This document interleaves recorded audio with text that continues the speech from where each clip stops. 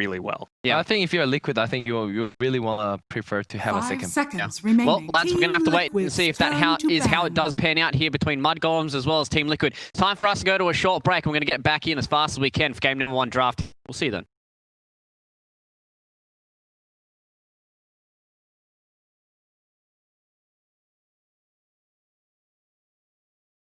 Ten seconds remaining.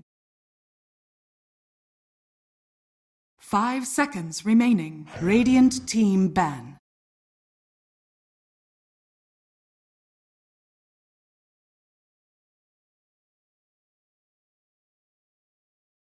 Team Liquid's turn to ban.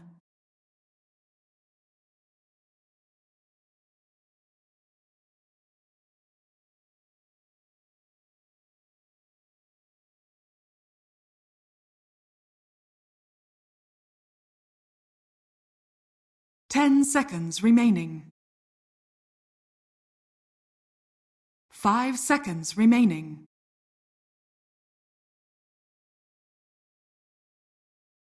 Radiant team ban.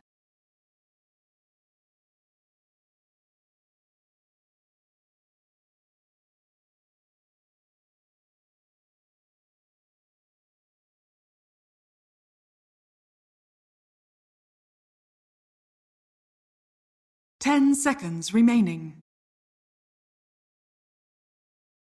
5 seconds remaining. Team Liquid's Radiant team pick. Void incarnate.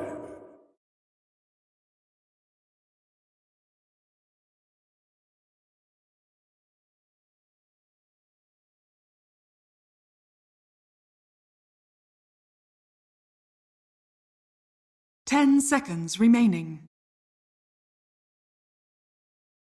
5 seconds remaining.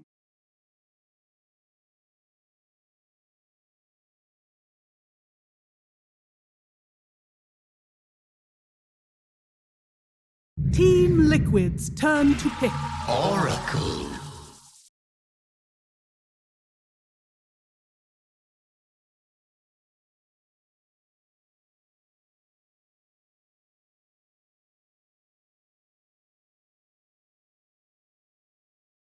Ten seconds remaining. 5 seconds remaining. Radiant team pick. Shadow Demon.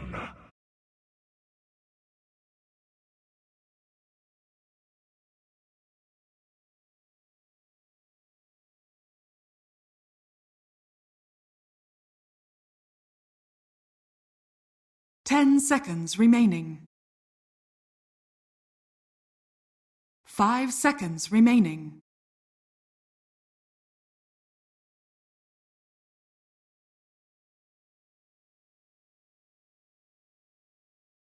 Team Liquid's turn to ban. Spectre.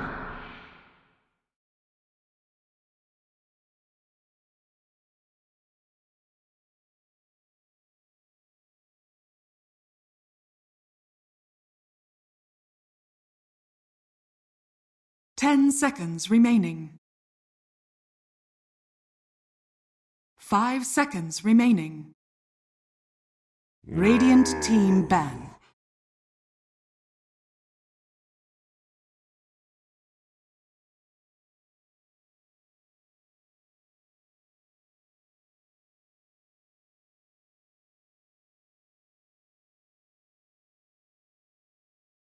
Ten seconds remaining. 5 seconds remaining. Team Liquid's turn to ban. Radiant team ban. G'day and welcome back, everyone. We tried to be as fast as we can, but unfortunately for Matt, he had to put on a brand new shirt because he spilled everything across it. So now we're going to get into our game number 1 draft here between Mudgolems and Team Liquid. Lads, he's got a nice bright and shiny shirt on. Unfortunately, he doesn't. It's exactly the same. I made it all up. So we're just I've got 2 of the same shirt, to be fair. That is true. It is that exact same shirt as well. So you could have done the bait and switch, but you know we had to give the 5 viewers. seconds remaining. You got to give ravenous.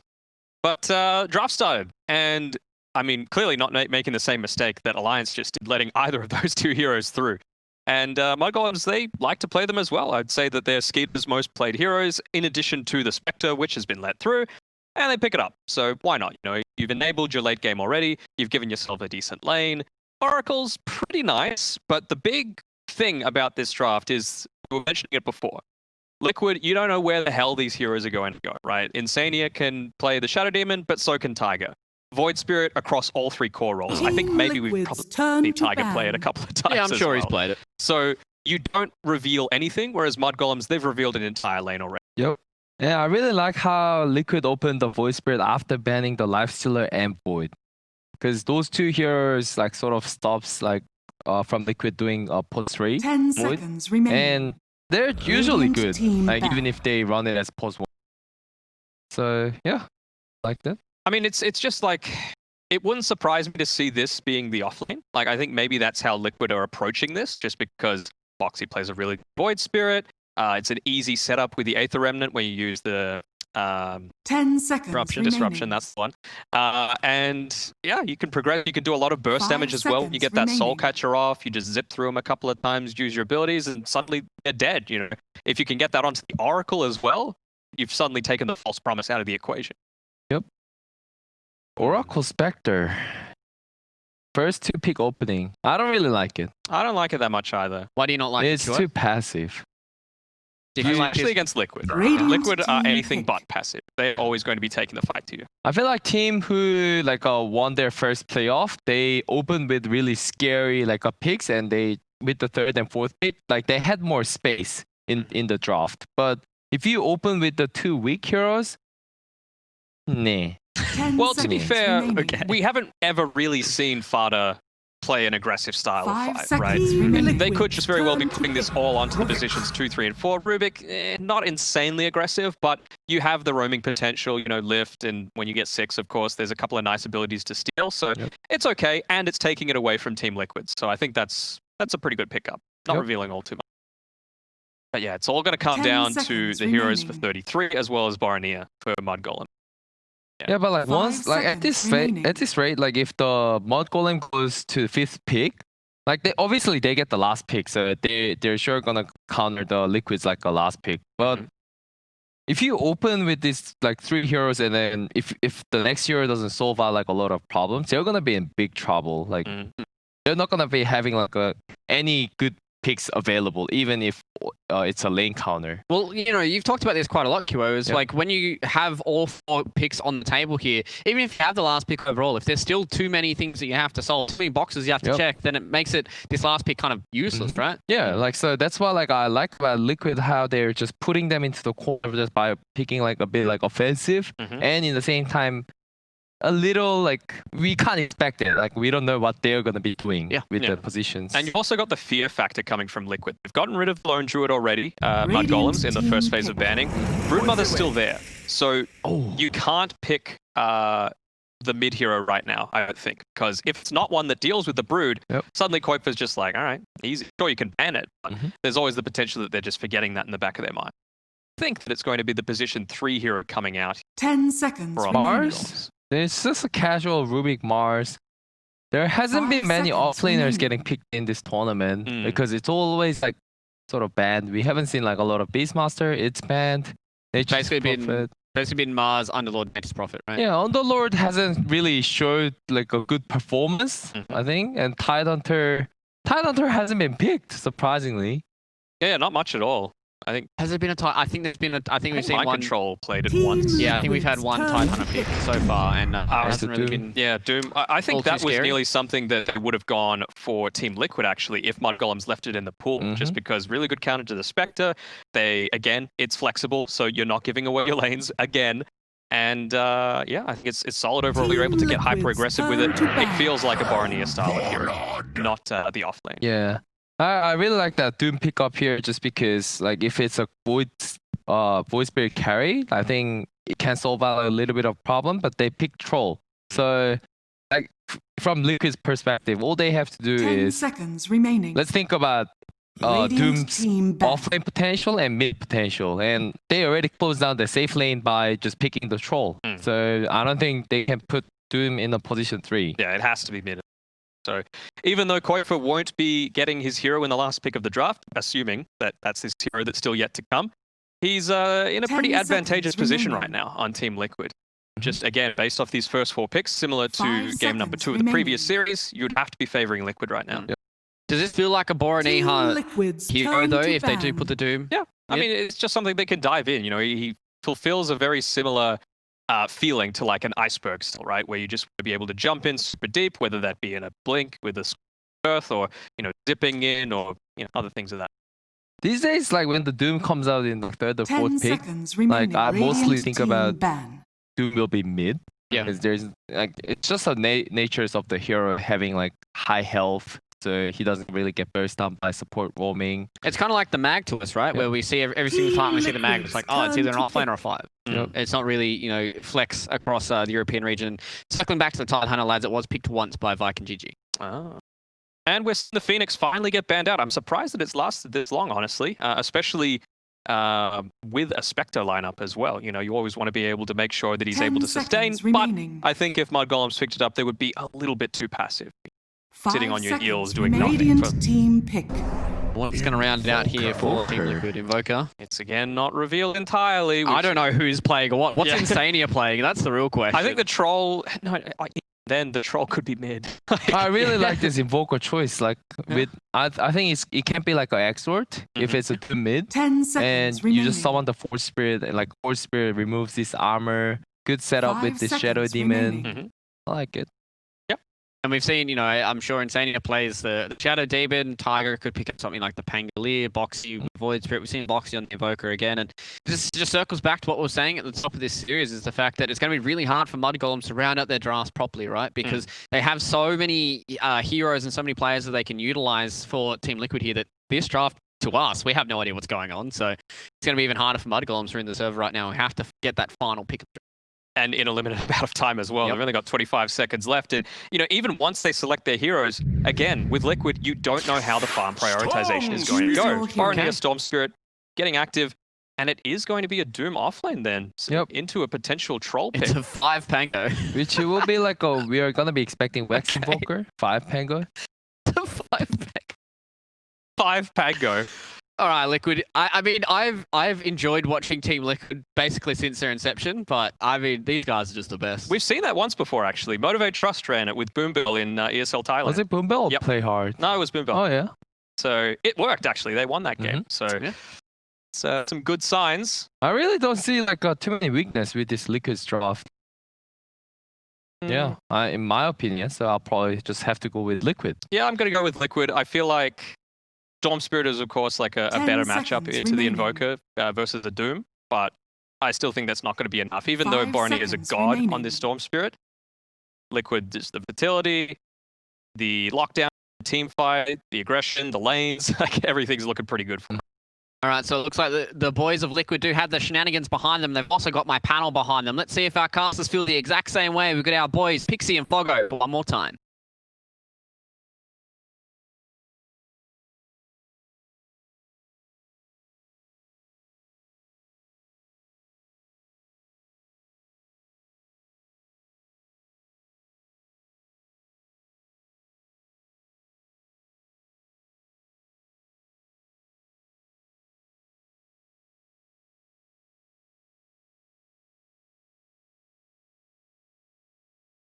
Hello, ladies and gentlemen. Liquid versus Mudgolems just about to kick off here. Game 1. Fogged, we've just had the drafts where we're getting some fun stuff indeed. The Insania Pango for Liquid.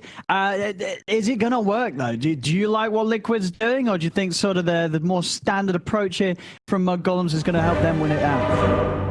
Glancing at Liquids, like it does look like it has all the elements, but I think they've gone a little too far outside of the box with some of this stuff. It just feels too weird to me.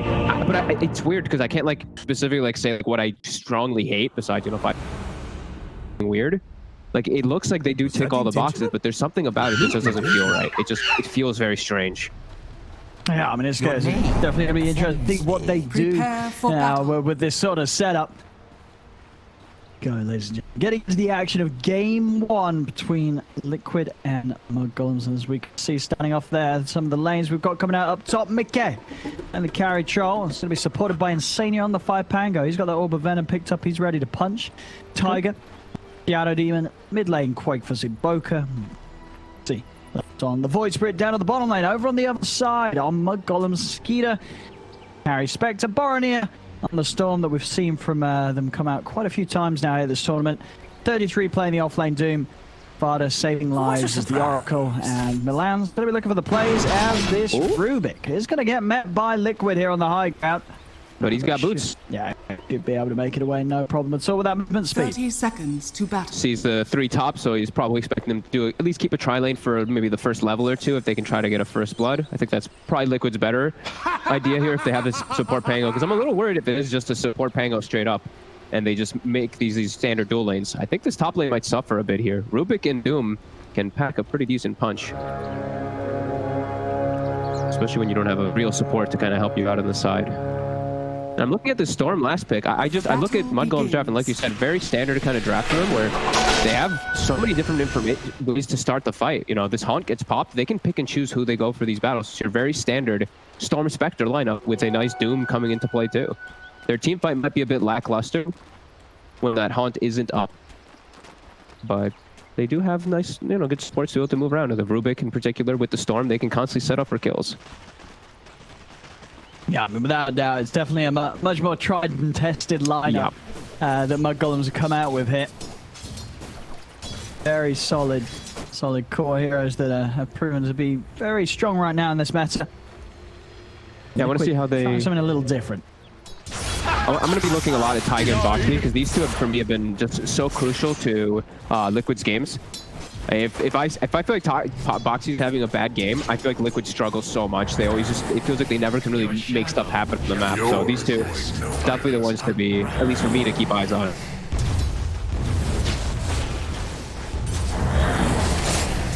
Right, I mean, how much pressure do you think they are going to be able to put onto these two? I mean, so we're seeing Skeeter, he's going to have that help of Fada removing the stacks of poison.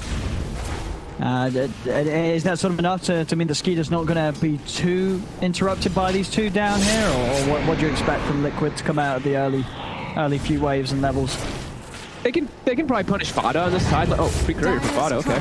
They can probably punish Fada on the sidelines there, but I think on Skeeter, once he gets like these points in Desperation, you negate too much of the damage, and you're always just going to have this lane pushing in. They also have their pull available immediately, so like Fada, at some point he can just walk over and start pulling. So I think this lane should be just fine for the side of mudgolems. Looking at over the other lanes, mid lane, very even so far the first few waves. Quake from Boronier keeping it close, and up top, we're seeing the two supports keep each other busy. Milan, Insania just poking each other away from their respective cores, and in turn that's just giving the space for 33 and Mickey to trade farm. Nobody really feeling under too much pressure up here for now. Insania's actually doing a very good job of just bullying Milan a lot here, even though Milan, he has level 2. Just done a great job of just resetting the lane positioning, and Mickey is able to get free farm. Can we stop the pull, though, is the question. If Milan does get this pull, this is going to prove to be a pretty big concern up top for XP at least. And yeah, the pull is done. So this is one of the concerning things about having a melee 5 position some of the times, is just breaking that pull is very difficult.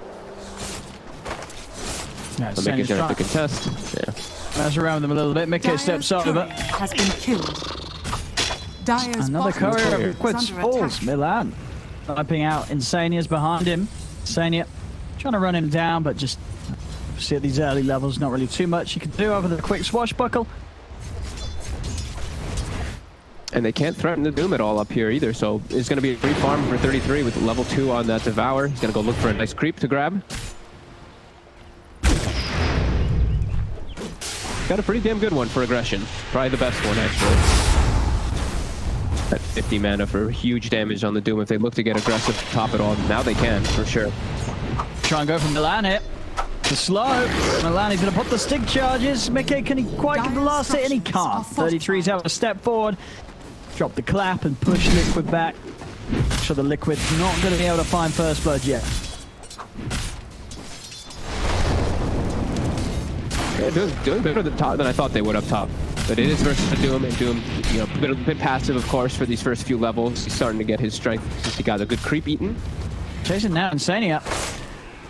Yeah, to Rock, find someone here with the swashbuckle across the turn, and they turn with the burst, but it's not enough to kill Insania. Insania and Mickey get the first blood onto 33. Insania already starting to serve up. Milan's got to be a little careful how he hangs around. Swashbuckle's going to be back up in 8, and indeed Milan already stepping away, but I mean, it's working. And Insania's Pango got the kill and didn't die. They couldn't quite burst him. And he's actually setting up for all the farm for Mika. So, all right, 5-position Pango is going to work in this one versus this bit of a passive lane that they do have on mudgolems. So, looking out for them here, and we see mid, and Mika gets pushed out as on top. The slows onto him. Chances there for them to turn with the telekinesis, and now 33 will run down the two of them a little bit with the scorched earth. Huh. That was a kill on Insania. I'm not sure why he threw him away. If Insania gets the clap on it, or if 33 gets the clap on Insania, Insania's dead. He just used Swashbuckle. That was weird by Milan. He wanted to get the drop stun onto Mickey, but yeah, ends up missing a kill, I feel, out of it. Comes to the 5-minute runes for Insania. Going to be able to come in and contest. This doesn't look like it up top. 33 is actually able to cut down Mickey's courier, which was about to make a pretty big delivery for this stage. It had extra tangos, a mango, and the Wraith Band on, and he was just able to walk in and take that away right in front of Mickey. Mickey has to be careful how he steps up with this point in Infernal Blade. He can die. An Infernal Blade and a clap. As Milan, he's chasing out Insania. One more hit to be able to kill. Oh. Radiant's courier has been killed.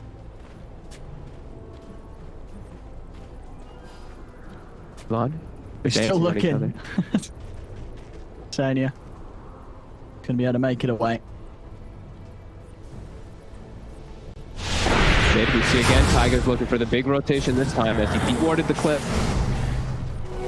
Stupendous! All things He'll be fine though, as he does have that full bottle to heal himself up, and I'm seeing a Spectre not get pressured bottom. Tiger's looking to make some moves around mid, but this is always a concern. They haven't slowed down Skeeter at all.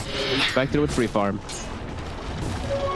A lot of aggressive wards we see placed out from Taiga. He's looking to get information inside the jungle because he knows Storm's gonna hit these creeps soon. On top. Let me see quick D wards. Stop. Trying to make moves on 33, but a little too big for them to take down. Has a lot of one charges too. They're still trying to move in on him. And yeah, with the one popped, people realize that this is not a kill they're going to be able to get.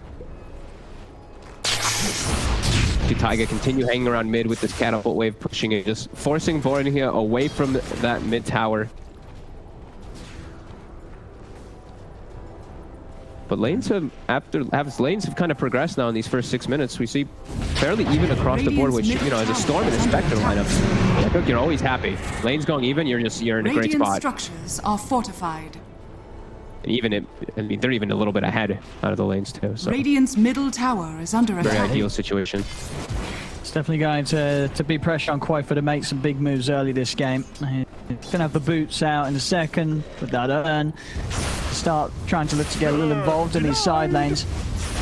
But as you say, they're going to need to bring a lot down to that bottom lane already if they want to try and have a solid chance at killing off Skeeter. Yeah, he has much easier rotations to play around top, I feel. These two can set up for kills onto the Doom and the Rubik pretty easy. Killing the Spectre still is just... it's just too much of a task. Zip in. Pioneer's going to get a little active onto Quaifa. It's not enough damage right now for the Storm to really threaten the Invoker. In fact, Pioneer taking quite a hit back. And Quaifa as he holds his ground with the Cold Snap. Level 6 on Mosquito, so Horn always at the ready. They do find opportunities to fight on these other two lanes here. Mudgolems is just holding that slight lead here. I feel like, yeah, Insania just committed again with Swashbuckle. Milan's playing a little bit passive, I feel like. When Insania commits, I feel like a lot of these times he can just lift him and throw him on the Doom, and that's a kill. I think he's giving a little bit too much respect to this position 5 Pango. I've seen now like 3 times Insania putting himself in a jeopardizing position. Doesn't get punished. Quaifa move up to the top there to see if we could get a look in on anything, but Milan on the high ground gives them all the info that they need, and Quaifa's just going to have to head back towards mid. He's not going to be able to catch anyone by surprise up top for now. He's going to try and make the play of go down bottom and help him box here. Skeeter, a little low on the HP, doesn't have any regen upon him. Oh, might be able to dive and burst him. This could be a really nice move here, Skeeter. got the dagger out. Speedy. But the tornado EMP and Remnant, cold tap down as well. The damage is done. Nice. Smart moves from Quaker and in a way that would have caught them by surprise, because we saw showing himself top, coming in up to the stairs. They just immediately with that TP down bottom, they weren't ready for that. Yeah, he gets himself his Zern charge now, so he can look to make some moves around the map a lot easier now. And warning here, he can react with his TP to try to counter-react, but it's always a little bit scary versus the speedy Invoker. Quite still hanging around bottom. There is a ward set up in the area, and they spotted that ward close too. But they're committing Fada. Fada. Yeah, Fada step forward to try and get some farm in this lane. Quaker's still about. Quaker, he's going to be able to catch another. So some early players coming out from the Invoker top lane. Boromir also starting to get active for mudgolems. They dive in onto Insania underneath the tower. Of course, by this time, Mickey stepped away from the lane. He's hitting the jungle now. Seeing very similar movements coming out from both teams. Mickey, he's going to be going for this greed. As we've seen, he's going to go for this battle fury this game. That could be a little painful, I'll be totally honest. I feel like they might need him to go a little bit less greedy, but we'll see. I feel like they can definitely take advantage of that on the side of mudgolems, but at the same time, too, I'm looking at Liquid, and I feel like he actually has to just go for the battle fury. Otherwise, they're just going to get outscaled way too hard this game. Radiant are scanning. Yeah, we'll see how quickly he's able to get it online this game, and that sort of helps him stay ahead and alongside the 3 cores of mudgolems that do have some fantastic scaling and farming opportunities. Imagine these 3 cores are not going to be too fussed regardless of what state and stage the game gets to. No, that's why I'm feeling like it might be a bit of concern that he goes for the battlefield rather than going for like your phase, your Yasha, your Basher, and just going for this battle kind of build. I feel like it could hurt them because they're playing now. I feel like they're playing into mudgolems' hands a bit. The mudgolems, they want this game to progress. They don't mind any of this type of passive play here. About to be some huge moves from Liquid, but Quaker is going to be spotted out here. They come in with the horn, they're going to jump in onto Insania and take him out. And now with Boromir closing the gap on the Quaker, they'll try and turn, but the range is there for Milan to come in with the telekinesis, take him out. They'll head over towards Tiger in the trees. They're going to be able to get the third here as Tiger's trying to run. Oh, maybe he'll live it. Boromir low on the mana. The swashbuckle actually off the mark. It doesn't matter though. The range is there for Boromir to come in with a final hit. Pick up a triple kill. I mean, that was a fantastic use there of the horn and the chasers. As soon as they saw Quaker, they made that move immediately. This is one of the reasons why there's slight concern for this Battle Fury. I feel like Mickey, he might have to get involved with this team. Even if he goes for Battle Fury, I think he actually might have to just start fighting with them. Because this does look like it's going to get really difficult for Liquid every time these ults are up. mudgolems will have a very strong fight. And they saved Doom that last fight. I saw 33. Yeah. He almost instantly casted it. The Ghost Walk went off. He misses it. And then he raises his arms again. And they realize, wait, we don't need to use this. So now there's still this threat on the map of Doom if Liquid does look to make an aggressive play. And we saw there as well, huge that Boromir gets all the last hits on those kills. His Orchid's just going to be so fast this game. Bottom lane, Quaker's got the setup on a 33, they're in with the Rolling Thunder. 33 out of mana, Fada's trying to help him out, and he's able to do so. It's going to keep him safe for now, but the Rolling Thunder won't finish off the job. 33 is just able to walk away from the 3 of them, trying to make that move on him. And he's going to be fine. On the other side, though, Insania, he is not. Boromir catches him on the way out. And that's going to be the Orchid done. Yeah, it's a 12-minute Orchid on this Storm. And you said earlier already, anytime you sort of see a team getting this sort of power, you know, being the team that has a Spectre this early on, you've got to feel a little concerned for the opponents. Yeah, and it's a very, like we said, it's a very volatile draft from Liquid. It's very hard for them to actually play if they do start getting behind at any point. Like, who's their front line? Who's going to enter this front line? Because everyone who shows is going to get this Orchid in and picked off in the lane. It just seems like it's going to be so easy for the mudgolems to make that sort of play with how fast this Orchid is on the Storm. It's also a pretty free Storm game when you look at it. Sure, there's some disables he has to worry about, like the Aether Remnant and maybe like some tornadoes and stuff like that, but if he's able to play around the initial setups, there's no actual just hard stun that they do have in their draft. So there's no like Sanking Burrow Strike, no, it's nothing like that. And we've seen before, right, when you do go for the Invoker and you have this sort of play style that you want to get away with, this turn into yours, making moves, making plays. If you do start to die, You know, you're going to fall behind so far that it's going to be one of those games where it's just all on the Trolls' shoulders. And if they don't find action, Liquid, their other two cores are going to sit back. Yeah, that's when we've seen, you know, Thompson, when he goes for this and he starts having some tough stuff happen as Invoker, he just builds Medallion, builds Glimmer, goes Solar, and you're just kind of this glorified support Invoker just buffing up a Troll. Yeah, it definitely feels like it can get to that point pretty quickly in this game, as Warning is always full mana, always looking for this threat. And there's not going to be the Yule setup either, right? We see Boxy, he's just rushing in Aghanims. That silence, it's going to be great onto the Storm if he's able to do so, but... Invisibility! He also can just die from an Orchid himself on that Void Spirit a lot of times too, because he doesn't have that defensive. Fido's just able to get, he gets the wall coverage down, but it does get taken away, so not quite the open setup for Barney to get in on that angle. Radiant. Seeing what else he can find. Down hits, but there's a lot of Liquid here, so a little risky for Barney to come into it, at least until Liquid start to separate. And Insania, got to be careful about walking down onto the low ground and maybe even stand on the high ground. He might still be in a bit of a spot up over as they're trying to go. Barney did actually, I believe, step in range of that outpost before he zips, so we're aware of him. They have a sentry down too. Yeah. They saw him for a second there. So this pressure, it's just space, right? Skeeter and Space 33, they're just continuing to free farm. I mean, he's still Radiant control. middle tower Mickey, he's going to be on track for a good Battle Fury in time. In fact, does he have it finished? He does. I think he does, yeah. So Battle Fury's done, 15 minutes in, still very solid timing here from Mickey. They've got some stacks prepared for him already. Oh, a nice stack. Oh, look at these. These are juicy. Typical Liquid fashion. A nice quad Ancient and a quad hard camp right next to him with the Battle Fury. So, yeah, he's going to get pushed up almost to level 14 off of this. He will be very farmed, but here comes the plays. Showing on the lanes. It's becoming increasingly harder and harder for Liquid to do right now. Gets Orchid in the horn. So many ways of getting in on top of them, and 33 as well. BKB's nearly done. Phase runs BKB in with Doom ready to pop. 33, he's going to be able to find his target every single time, so already just having, I mean, all three cores, they're all able to just single out and focus whoever they want in these team fights. Just set up. Hard is in position for a save, though. Yep, they're going to put the false promise straight away. Make sure Barney is able to zip out to the side. And that will keep him more than fine. Liquid are going to look to chase this. Uh-oh.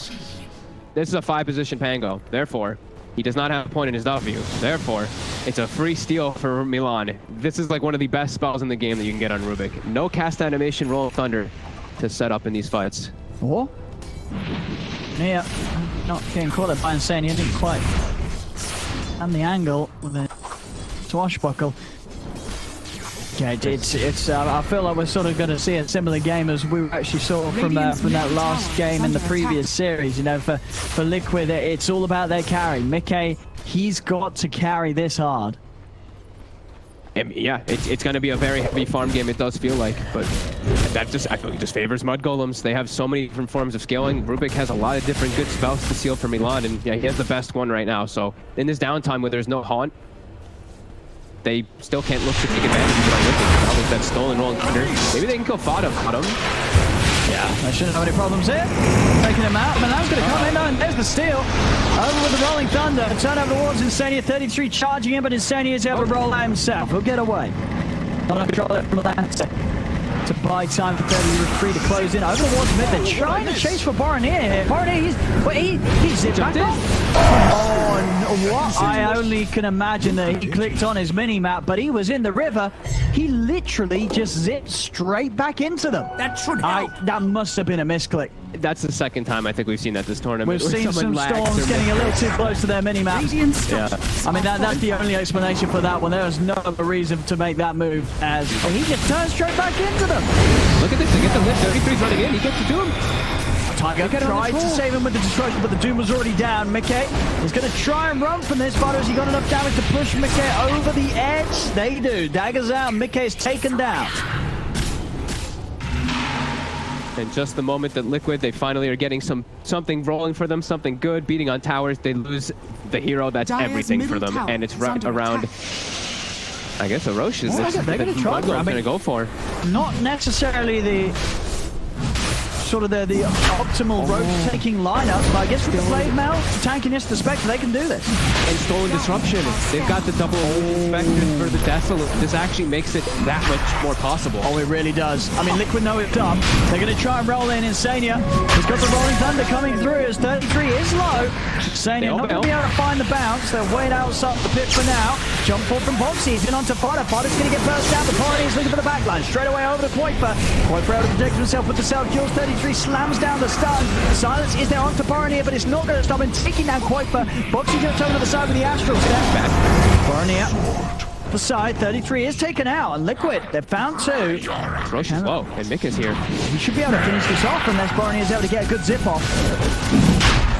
Top the battle trend. Actually, straight away for that extra sort of chance to take it down at a bit of a quicker speed, but that means he's not going to have it to save himself. What's up? Jump ball on the side, Skeeter's in, but Throw should take him. Mickey's able to get the kill and the Aegis. He grabs both. To the side, Pioneer trying to burst down Insania, but the Glimmer Cape stays there. Insania's going to be able to get away, and now with the Remnant Sword onto Skeeter. Skeeter's in trouble.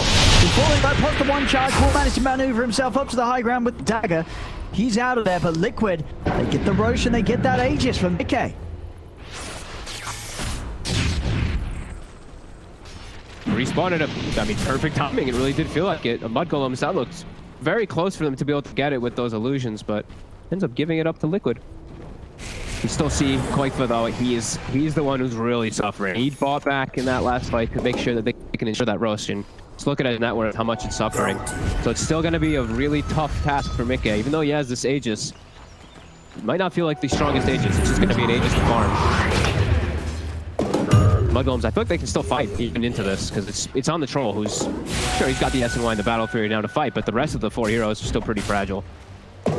And they do have Haunt as well as full mana on Storm and Doom. Oh, I think Skeeter, go back to base refresh. They might be able to look and set up for a smoke gank here. And so, sort of looking at the heroes that Mudgolems have, you know, just despite the fact that Mickey is as farmed as he is, would you say that Mudgolems have the tools to deal with a very farmed Troll this game?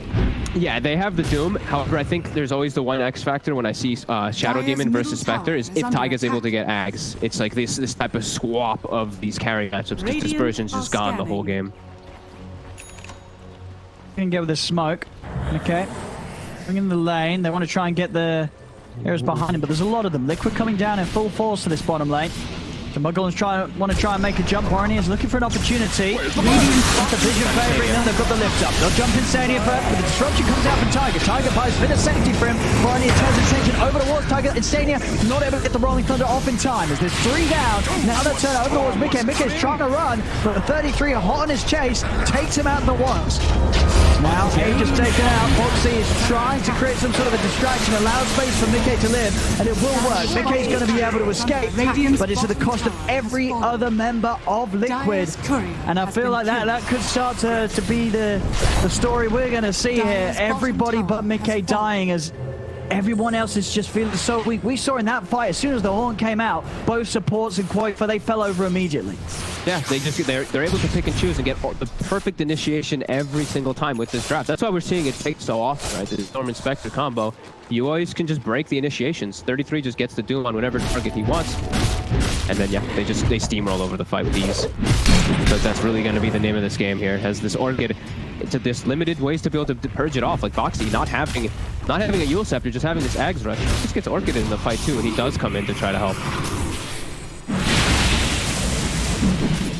And yeah, Spectre, Skeeter hitting very good timings. Manta on his way toward the defusal, and it's feeling like it's all going to be enough. It's really just Mickey. They have to all the weight on his shoulders and just have every buff for him. They're going to try for the smoke, Liquid. See what they can find around mid lane. Mickey leading the way. Pioneer steps up with the invis. Boxy's trying to jump with the backlines to look to burst. Fido is he able to do so? Fido's still alive for now. He's been tornadoed up on the side. 33 jumps into the Hoostop. He's able to catch up both Koifa and Tiger. Tiger coming out with the self-destruct and keeping himself safe. Mickey moving in onto 33, but they've lost Tiger. Rolling Thunder's run insane. He didn't really connect onto the one at all there. Able to pull back Skeeter. Battletrance comes out. Skeeter getting low, but he puts the Manta. He's out to the side. 33 tries to jump in and save him, but Skeeter goes down. Liquid get the big kill. They get the Spectre. Radiant structures are fortified. Still seeing how much damage they can do, especially with all these ults being down. About 20 seconds though till Doom is back up. See mudgolems still lingering in the area looking for a jump, but damage is done. A great move from Liquid, punishing those cooldowns and getting the big kill, getting that Spectre. And I think Mickey got the last hit as well too, so nice little jump of gold for him there. Keeping him solidly at the top of the game. That BKB money, it's going to be done. So between the BKB and the battle chance, Mickey has now become a very hard hero to take out. I mean, as we've seen, mudgolems, they can pretty much deal with the rest of Liquid, but Mickey is certainly going to be quite the ordeal to take down. Unless they just doom him, which could definitely still happen, especially now that everything is up. So Liquid still has to play really well around these cooldown timings, but they do have some nice driving forces. Insania also does have a Blink Dagger, so he can look to actually get some good initiations himself if he doesn't just die immediately to the Haunt.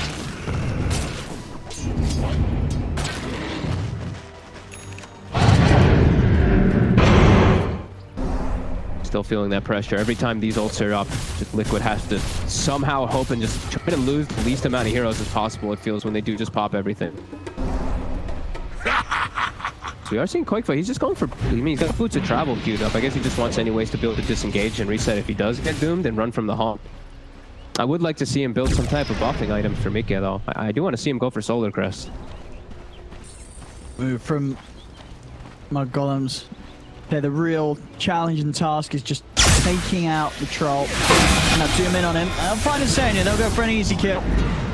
Insania presents himself. Baronier still with mana to play with. Boxy did jump in on this. He's used both of his steps, but Baronier, does he want to chase this up to the high ground? He does. Comes to Boxy. Glimmer Cape save will be there, but they've got the counter. Dust is out. Tornado coming into play as well as the destruction to try and keep him safe. Barney able to zip. He's got the MP, but he's hit. Straight in the hands, but the false promise save is there. Horn comes out. Skeeter jumps in over towards Boxy. Mickey did not use either the battle chance to BKB. He's still got both. So it looked like for a second it looked weird because he had the alacrity buff. Yeah, that's what it is. He just keeps sort of changing his form, and it looks like he's popping the chance. But you're right. So he saved both of them. So still good to fight on the troll. And not too bad. That was the Haunt used, and they did lose... Oh, they lost something, but nothing too massive. They didn't lose any of their... They didn't lose the Troll in particular, so... Still have to watch out. Doom is still available, and Borninga, he has full mana with these 16 Bloodstone charges. While Liquid still playing, hugging each other. Skeeter knows he can just get all this farm down bottom now. Because, yeah, Liquid, they really have to just play sitting behind each other. So I feel like this is just going to allow Skeeter to always get so much farm on the map during this downtime, too. Threat of the Storm is always there. 5k lead for mudgolems, and you know, as big as Mickey's troll is, it definitely does feel that Liquid are playing the riskier game right now. But when you do have this strat where it's all in on your carry, Boxy and caught in the river. Boxy gets burst out. Tiger and Quaker, they're trying to step forward. Slow down 33 with a tornado. With a man down, Liquid disengage, get themselves out of it. But yeah, you know, Liquid playing this, you know, single core lineup where you're against the Doom, and this hero, he's kind of the counter to that sort of style, right? Yep. You know, they have great scaling heroes too, great ways to catch the back line. It feels like the game just gets harder and harder for Liquid as it does go on. How do they break it? They have to pretty much just play perfect around these Haunt cooldowns, and right now it is down, but they keep losing a hero. That was their big move. They did that big smoke to try to catch people while Haunt was down, and Boxy ran through the river and kind of gave it away there as they were set up on the high ground. They have to be a lot more careful. They can't. I feel like if they make like one or two more of these type of mistakes, the game is just going to be at a point where they just can't fix it. It really feels like they have to play perfect on the side of Liquid. Radiant are scanning. Dire's bottom tower is under attack. And you can see it from mudgolems as well. They don't really feel under too much pressure at all right now. Now that the troll's going to get infinitely more farmed, they always do have that solution with the Doom. I didn't actually see this too. Milan has Shadow Purge. He has the Demonic Purge stolen too. So, I mean, versus Mickey, if there's a fight that kicks off, he just purges the troll, and it's disastrous. So the fight does kick off pretty soon, which I feel like mudgolems is going to force a fight any moment now as a DD spawns top, and they have everything available. Roche also back to life. be that big timing. A Basher finished up for Mikke, so he's hitting a pretty big peak timing as well too, but really seeing how tough of a hill it is for him to climb as he's all alone. Koikfa has half the net worth of all the other cores in the game on the side of mudgolems. Stepping in, but there's the drop. 33's in. He's in straight away. Mikke's able to put the BKB though. Number 133. Battle chance comes out. 33 trying to get the 2-1. Did he do so? He can't. 33 he's lost his life. Mikke's taking him down over to the side. Insania trying to look towards the Storm and the Spectre. They've lost 2 on Liquid. They've now got to try and get Mikke out of there. No BKB and no battle chance. Boromir trying to chase, but doesn't really have the mana to continue to do so. So, mudgolems, they come out with those 2 buybacks.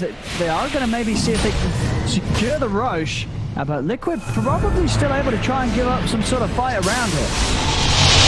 Very scary for Mikke to get involved in the fight though. Now the Invoker, they can. That's one. Yeah, I think mudgolems knows that Mikke can't turn up to the no battle trance, no BKB. He can just get killed in a single disable. There's a doom available, so this should be a free road for them to set up for. Some fantastic Aegis and cheese carriers here. The best. And we're up to 20 bloodstone stacks, 4 Borani hit, and Peter he's level 21 in that last fight too, so some HP talent and almost a finished Scotty on top too. And yeah, the story continues. It's just Mikke versus the world. As you know, like you said, this game does feel like the last game that we just casted, where it looks like 4 heroes are going to take over the top 5 net worth, and it is getting there. I mean, that really doesn't happen every day. I mean, to see it sort of 2 games in a row is quite something. Yeah. Only Fada being left behind is Foxy. Showing his up mid again. And still at this point, just no items to really save himself. But Tiger, maybe that'll do it. Comes in with a disruption. Boxy taking heavy damage here, trying to juke away, but the burst is there from Fada. Finishes him off with purifying flames. Borony up. Down Tiger. Tiger's trying for the TP out, but 33's found him in the trees. So with a Who Stomp puts a stop to that. More Bloodstone charges for Boromir now. 11, 1, and 9. I do feel like, again, sort of before this tournament, really, we were in an age where Storm really struggled. I'm not quite sure about his exact win rate, but definitely when Boromir's had his hands on him, we've seen some great games from Boromir Storm this tournament. He's been dominating, really, and it's always like they get this last pick where he sees a game where there's some limited disables and he just takes advantage of it. I mean, 11, 1, and 9. He's 20 of the 23 kills for his team. He's having a pretty amazing performance with that 12-minute Orchid timing. And Boxy, like, I'm going to comment about this one too, because he went for this full aggressive build with the Aghanims, but not having this Yules or Dispel is it's just destroying him. Killed so many times, and they don't have setup either because of it. Like, if they had a Yules, maybe they can set up a little easier for an Inghit, but without it, it's too hard. Boromir, he's going to try and have a bit of poke at Mikke. It's literally just a poke. Just a poke. Well, maybe seeing if he can spook it, get some BKB charges out. He has so much mana to work with these Bloodstone stacks. He can play very aggressively here too with this Aegis. Scan is out. Catches him, but yeah, you can see the pressure that Liquid's getting just from a Storm being there. Yeah. Now Haunt is available, so there's always that threat of the outnumbering.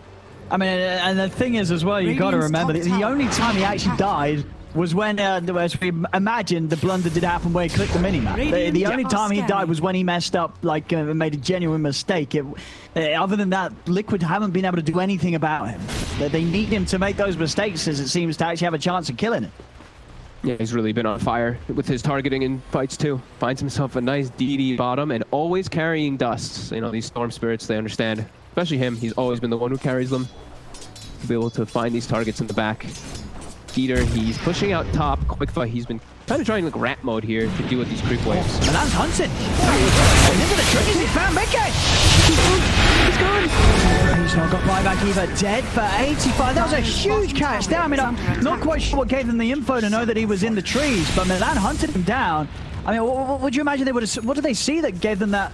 I guess they have the wards around here. Did he come through the triangle and they knew he was still hanging around? But yeah, Milan just straight in. He knew he was hiding. He just knew. I glanced up to see where Skeeter was, because Skeeter was pushing out the wave. I mean, that's a huge catch to find there. I mean, this whole game, it is Mikke versus mudgolems, and Mikke's dead for a minute. Barney is in. I mean, there's no Mikke. It's time for them to start having some fun, mudgolems. They don't care about any of the other members of Liquid. They can just go and dive the base, dive tier 4. They don't care. Liquid's got nothing against the rest of them. As Boxy, he's down. They lose Mickey, they lose everything. They have nothing against the rest of mudgolems. As mudgolems take the tier 3, they're going to take the racks here as well. And this is the weakness when you have these sort of drafts that end up in a 4 protect 1. You lose that one, and you really do lose everything. Yeah, 4 protect 1 into a Doom as well. And just, it looks like Liquid, they were trying something out this game, right, with this 5 Pangolier.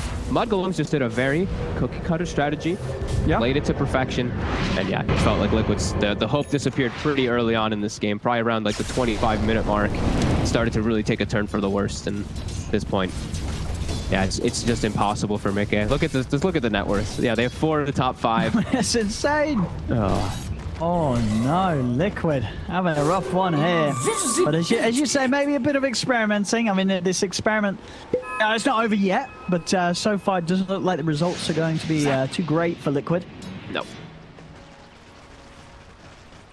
And they're not even able to get something I was hopeful for them this game, is that Aghanims on the Shadow Demon to actually give Mickey a fighting hope versus that Spectre. They're going to go for a smoke here. Let's see if they can catch off guard as Haunt is still cooldown 15 seconds. See what they can get with Mickey. Leading the way. Spectre's the big one. Spectre too. He's got a cheat though. He's pretty buff. And Tornado is off the mark. Might not matter. They have the silence after the man today. Notch and keep the blame there up. He's able to pop Mickey took so much damage to himself. He's got to be careful. 33's going to jump in for the fight. Thunder is there. They will be able to finish him off. Mickey's low though. He's been held aside. Post the BKB Skeeter coming back in with the buyback horn as they're just cleaning up once more. Mickey's BKB's about to come to an end. There's 4 dead on Liquid. And that's the problem when you're playing against the Spectre at this stage. Buyback horn, it's always going to be there. You blow everything trying to kill him. And Skeeter's always just going to be able to press buyback, press R, turn back up, turn the fire around. And this one, it's looking pretty overfogged. Yeah, and even before he pops the Hunt, he almost killed everybody just with Dispersion and Blade. They were all at like 20% to 40% HP. It was an easy cleanup for the all mudgolems, even if Skeeter doesn't buy back. As yeah, this looks like it's clear and cut for them. mudgolems just continuing to impress and just continuing to look real good in this tournament here. Oh, absolutely. Yeah, they keep not being catching some of the performances from mudgolems. Then, yeah, you've missed out on some very, very impressive showings, and as I said, some of them built around heroes such as the Boromir Storm. Long jump. Insania, he finds him, flips him with the damage, and it's godlike to boot. It's just insane that we're seeing such a Storm performance come out consistently from Boromir. You know, other people tried to play the Storm, it's not working. Boromir, it really does feel like every game he's just crushing. He is just crushing to the point where I don't think you can go into a draft against this team and allow the chance for that Storm to come in as the last pick unless you're really confident that your lineup's got some solid Storm answers. I definitely agree. It just, he puts on way too much pressure on the map. Yeah. 12-minute Orchid just from his like rotation top getting triple kill. And just, it's been a constant threat the whole game for Liquid. They've been hand-holding because they can't show in lanes. And one of them, look at the Doom! I mean, he's dead. Mickey just gets caught outside him and it's over. He's dead for 2 minutes. There's no buyback. This is the cleanup here from mudgolems. And yeah, definite back to the drawing board for Liquid. Strat, the draft they tried this game, it just wasn't doing anything. Mickey got farmed. That was about it, really. Nothing else really happened for Liquid. As we're seeing here, one final cleanup from mudgolems. Fox is going down. Nice able to jump out to the side. False Promise keeps 33 alive. Trying their best to fight, but there's no Boxley, there's no Mickey for over a minute. As there we have it. GG is called. And yeah, just a weird strat, weird approach from Liquid. And I mean, we said it's not mudgolems. There's nothing really too surprising about their lineup. It's a solid, recognizable lineup. Storm, Spectre, Doom. I think pretty much most